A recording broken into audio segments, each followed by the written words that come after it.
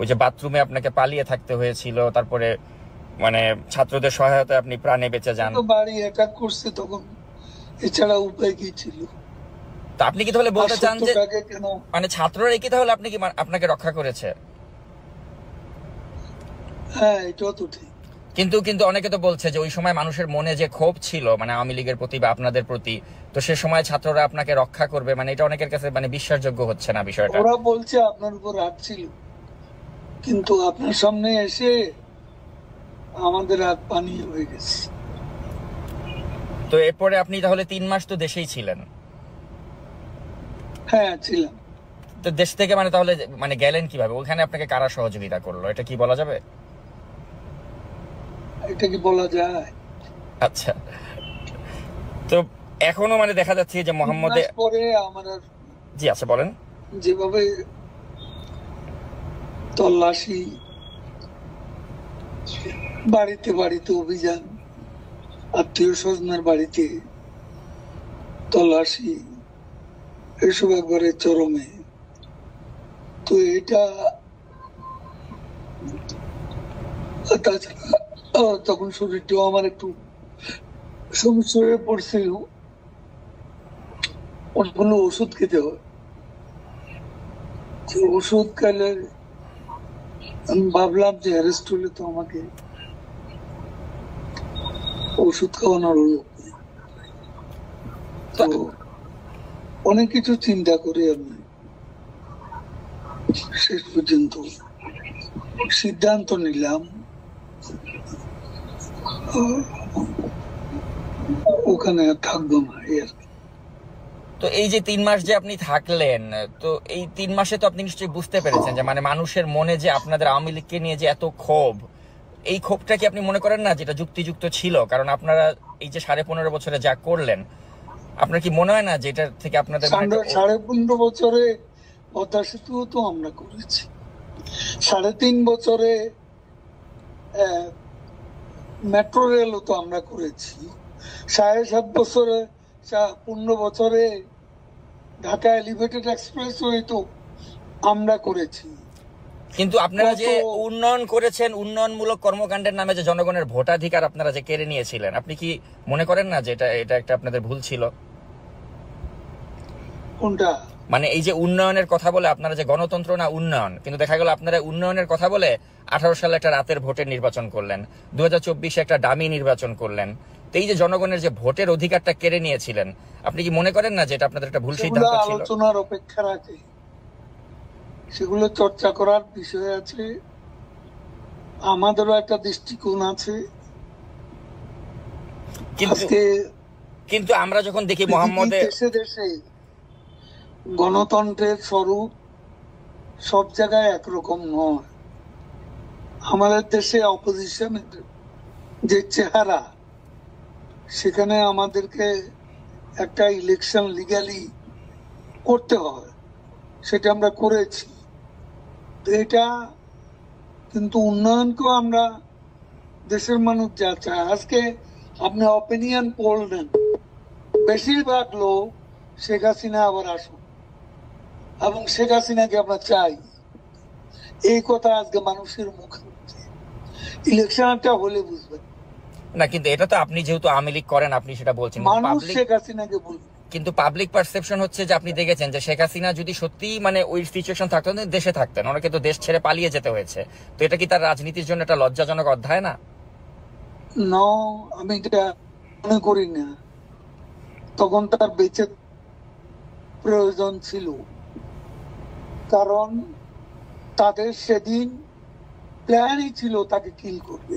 আচ্ছা, বেগম খালেদা জিয়াও তো মারাত্মক শারীরিকভাবে অসুস্থ ছিলেন, কিন্তু কই উনি তো কম্প্রোমাইজ করেননি, উনি তো আপোষ করেননি, উনি তো দেশেই থেকেছেন, তাকে চিকিৎসাও করতে দেননি।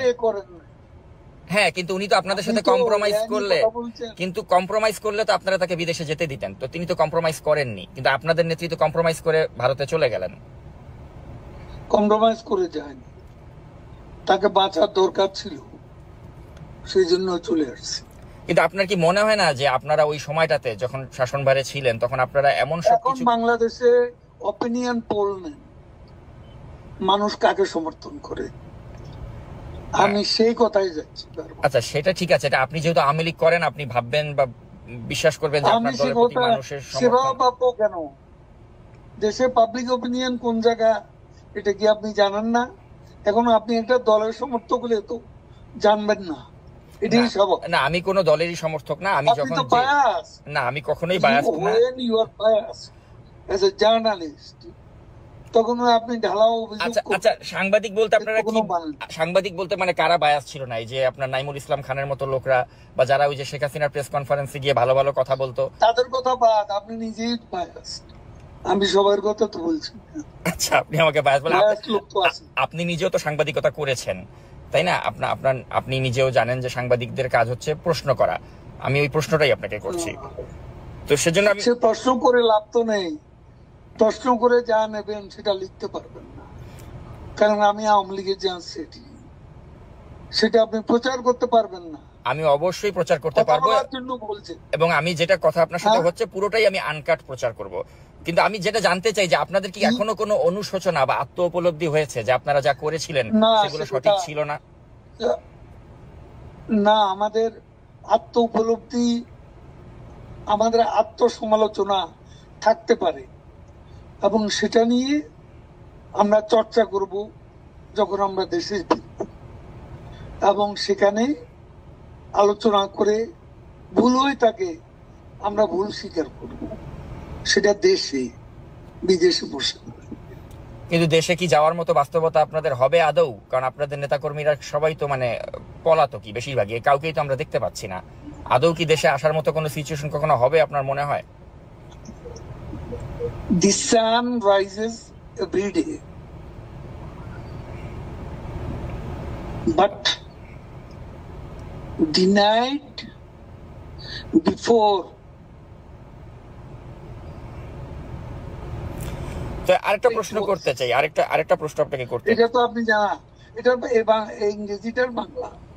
একটু ভাবেন, এ ধরনের অবস্থা থেকে we can get out of this. মানে আপনার enemy position. এখন আমরা যে অবস্থা আছি, we can get out of the gutter.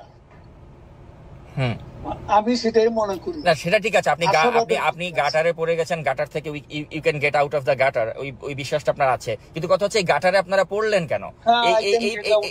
হ্যাঁ, তো ওই উপলব্ধিটা কি আপনাদের হয় যে এই গাটারে পড়লাম কেন?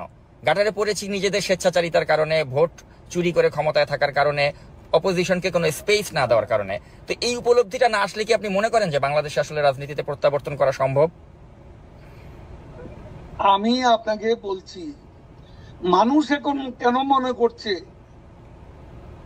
এমন আন্দোলনে যারা অংশ নিছে, সেই জঙ্গি উত্থানে, তারাও তো এখন কেন মনে করছে তারা ভুল করেছে? আচ্ছা তাই যদি হয় তাহলে মানুষ যদি আপনাদের পক্ষেই থাকে তাহলে আপনারা কেন দেশে আসছেন না? সময় হলে দেখবেন। আচ্ছা আরেকটা প্রশ্ন একটু আপনাকে করতে চাই যে আপনাদের সময় তো অনেক ব্যবসায়িক দুর্বৃত্ত ছিল যারা আপনাদের প্রশ্রয়ে অনেক টাকার মালিক হয়ে গিয়েছিল। We are waiting with bated breath দেশে আসার জন্য। আচ্ছা bated breath।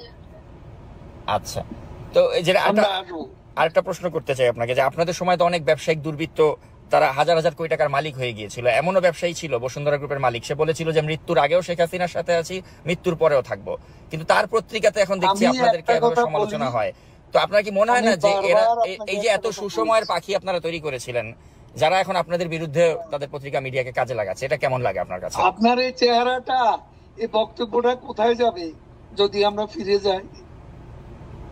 তখন আপনার খুশি হতে বল, মানে কি আপনারা আবার ওই প্রতিহিংসার রাজনীতি করবেন যে যারা সমালোচনা করছে? এখন একটু একটা নিজের রাজনৈতিক একটা ক্যারেক্টার আছে, সেটা প্রকাশ ঘটাচ্ছে।